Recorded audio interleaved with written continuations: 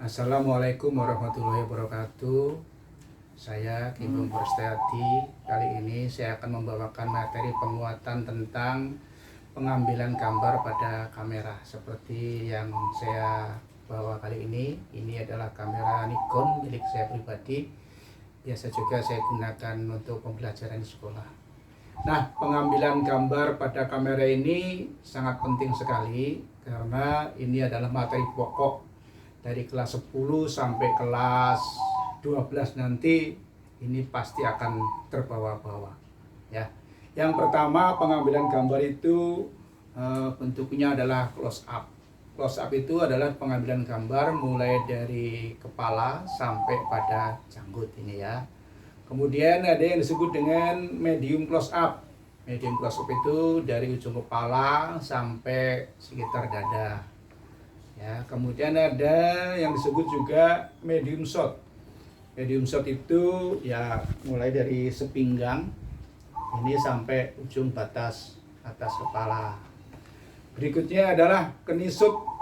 Kenisut ini yaitu mulai pengambilan gambar frame-nya dari lutut ya, dari lutut sampai ujung kepala. Nah, itu disebut dengan keni.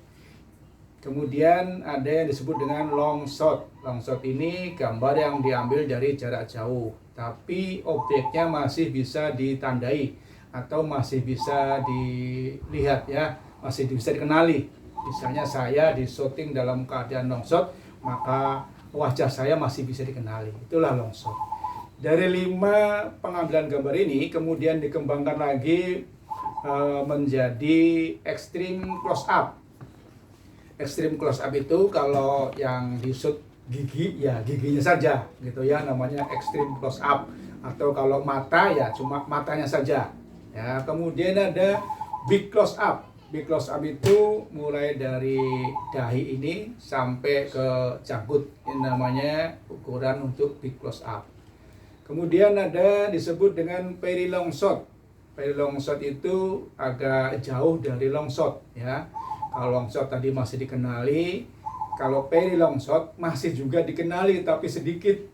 Kalau ada tulisan masih mungkin bisa kita baca tulisan di background kita ya. Kemudian ada extreme long shot. Extreme long shot ini yang diambil ini hanya bentuk backgroundnya saja. Kalaupun ada orangnya atau objeknya, maka objek itu tidak dikenali.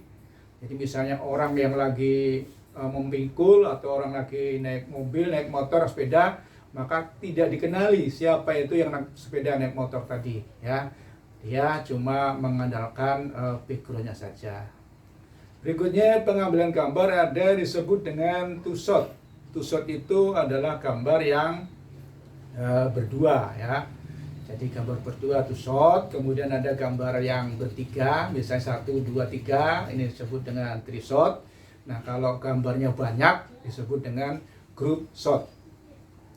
Di samping itu, yang perlu diperhatikan dalam pengambilan gambar adalah yang pertama head frame-nya ya. Head frame-nya itu jarak antara rambut ini dengan frame batasan kamera itu harus sesuai. Jangan sampai terlalu tinggi atau terendah atau bahkan kepotong ya. Kemudian ada yang disebut dengan nose room. Tadi headroom ya. Kemudian yang kedua ada nose room.